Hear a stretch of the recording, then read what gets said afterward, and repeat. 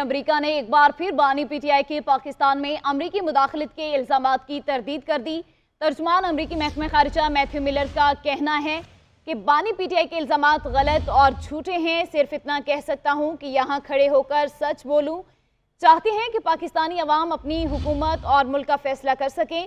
पाकिस्तान समेत दुनिया भर में आज़ादी इजहार और आज़ाद सहाफत का हक देखना चाहते हैं। अमेरिका ने एक बार फिर बानी पीटीआई के पाकिस्तान में अमरीकी मुदाखलत के इल्जामात की तरदीद कर दी। तर्जुमान अमरीकी महकमा खारजा मैथ्यू मिलर का कहना है बानी पीटीआई के इल्जामात गलत और झूठे हैं। सिर्फ इतना कह सकता हूं कि यहाँ खड़े होकर सच बोलूं। चाहते हैं पाकिस्तानी अवाम अपनी हुकूमत और मुल्क का फैसला कर सकें। कौमी असम्बली का इजलास 29 फरवरी को ही होगा। सियासी जमात और निगरान हुकूमत ने हिकमत अमली तय कर ली। 28 फरवरी की रात 12 बजे से पहले नोटिफिकेशन तहरीक इंसाफ किसी अदालत में चैलेंज कर सकती है। इसलिए इजलास की तलबी का नोटिफिकेशन भी 29 फरवरी को ही जारी किया जाएगा। कौमी असम्बली इजलास का नोटिफिकेशन चैलेंज होने का खदशा। इफ्तिताह इजलास का नोटिफिकेशन भी 29 फरवरी को ही जारी करने का फैसला। वजारत पार्लिमानी अमूर ने इजलास की नई असम्बली से मुतालिक आईनी माहिरीन से मुशावरत मुकम्मल कर ली। कौमी असम्बली का इफ्तिताह इजलास बुलाने के लिए वजीर पार्लिमानी अमूर मुर्तजा सोलंकी ने सेक्रेटरी कौमी असम्बली ताहिर हुसैन से अहम मुलाकात की। मुलाकात में सदर की जानिब से असम्बली इजलास बुलाने की समरी पर दस्तखत न करने से पैदा शुदा सूरत हाल का जायजा लिया गया। जराये के मुताबिक 28 फरवरी की रात 12 बजे से पहले नोटिफिकेशन तहरीक इंसाफ किसी अदालत में चैलेंज भी कर सकती है। इसलिए 29 फरवरी शुरू होते ही स्पीकर की जानिब से इजलास की तलबी पर कोई सवाल नहीं उठ सकेगा। आइन के मुताबिक इलेक्शन के अंदर इजलास होना लाजमी है और 29 फरवरी 21वां दिन है। सदर मुमलिकत कौमी असम्बली का इजलास ना बुलाकर आइन शिकनी कर रहे हैं। उनके खिलाफ 2 मुकदमात दर्ज होंगे। एक अदम एतमाद पर असम्बली तोड़ने और दूसरा इजलास ना बुलाने का मुकदमा दर्ज होगा। चेयरमैन पीपल्स पार्टी बिलावल भुट्टो कहते हैं आसिफ जरदारी ने मुफाहमत के अमल में पीटीआई के शामिल होने का भी कहा था। उन्होंने बात नहीं की जो अडियाला जेल में है वो अपनी गलतियां तस्लीम करने को तैयार नहीं है। ये जमहूरियत आइन और कानून को नहीं मानता। हमारे पास यही ऑप्शन है कि जो बात कर रहे हैं उनको मौका दें।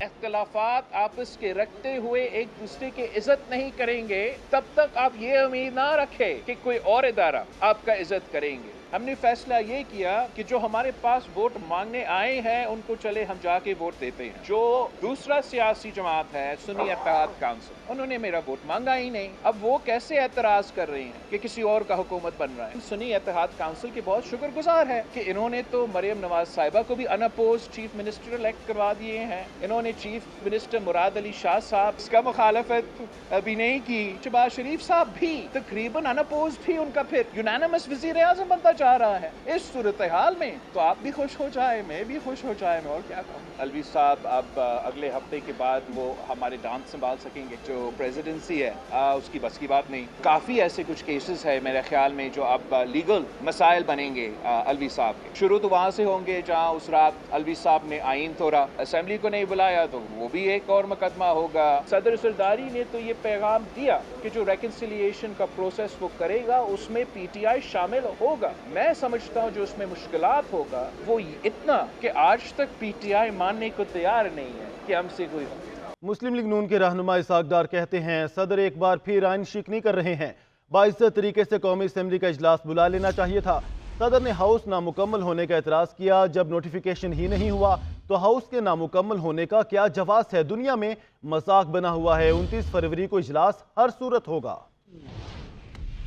तो एफर्ट होगी कि सबको साथ लेके चले, नेशनल असेंबली में भी और वहाँ भी। कल का जो बलूचिस्तान का इजलास होने जा रहा है और वहाँ जाके कल हल्फ लेंगे। मुस्लिम लीग नून और पीपल्स पार्टी वहाँ बाहमी ताउन करेगी। वही चीज फॉलो की जाएगी बलूचिस्तान में। ये बड़ी क्लियर है कि इंटरप्रिटेशन जो भी हो, लेकिन 21वें दिन इजलास होना है और वो वफाकी हुकूमत की भी जिम्मेदारी है। मैंने जैसे अर्ज किया लॉ मिनिस्ट्री की भी जिम्मेदारी है, पार्लियामानी अफेयर्स मिनिस्ट्री की भी जिम्मेदारी है, नेशनल असेंबली के सेक्रेटेरिएट की भी जिम्मेदारी है कि वो ट्रांजिट जो स्पीकर इस वक्त है जिन्होंने एक नए स्पीकर को मुंतखब होकर उनको हैंड ओवर करना है और जो ही वो आपको पता है कि हल्फ होंगे मेंबर्स के, तो 29 तारीख को उसके बाद लोग मेंबर्स अपना रजिस्टर करेंगे। हमारा यहाँ एक प्रोसेस है और आप देखेंगे कि वो प्रोसेस तकरीबन 5 दिन का होता है। ये आइन खुद कहता है कि अगर कोई चीज जो आइन में होनी थी, अगर वो उस टाइम पीरियड में नहीं हुई लेकिन हो गई, तो वो वैलिड है और वो उसको आप चैलेंज नहीं कर सकते। कि हम चाहेंगे कि JUI ना सिर्फ बलूचिस्तान में हम दोनों पार्टी के साथ चले, वो वफाक में भी हमारे साथ चले। और ये क्राइसिस इस तरह के हैं, इतने डीप और इतने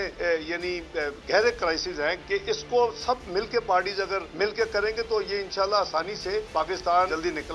JUI के सरबराह मौलाना फजलुर रहमान ने सदारती इलेक्शन के बाइकॉट का ऐलान कर दिया। कहते हैं सदारती इलेक्शन में हिस्सा नहीं लेंगे, ये सिस्टम चलने वाला नहीं, खत्म हो जाएगा। आने वाले दिनों में जो सिस्टम के अंदर हैं रोएंगे। 9 मई का बयानिया तो दफन हो गया। हम ये तस्लीम नहीं करते कि हमें अवाम ने रिजेक्ट किया। PTI ने सिर्फ राबता किया, साथ चलने की बात नहीं हुई। हमारे और उनके नजरियात में ज़मीन आसमान का फ़र्क है। किसी सियासतदान की गिरफ्तारी का हामी नहीं हूँ।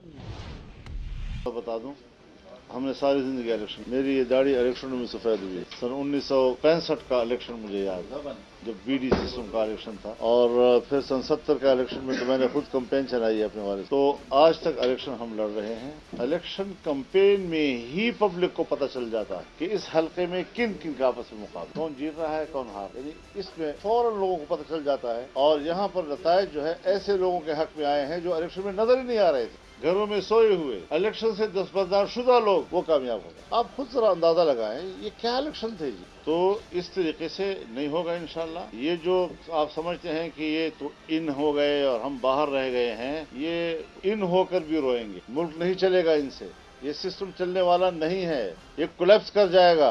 अब ये जो निज़ाम है मुल्क के अंदर का, ये तो तमाम हो जाए, लेकिन मुझे खतरा है कि मुल्क कोलैप्स न कर जाए। तो हमने तो हमेशा इस मुल्क की बका और सलामती और उसके इस्तेहकाम की जंग लड़ी है, और उसका सिला जिस तरह फिर एस्टेब्लिशमेंट ने हमें दिया है, इस तमाम तक दावेदार वही। आसिफ जरदारी को सदारती इलेक्शन में कामयाब कराने के लिए बिलावल भुट्टो मुतहरिक चेयरमैन पीपल्स पार्टी ने इंतखाबी मुहिम के लिए 4 रुकनी कमेटी कायम कर दी।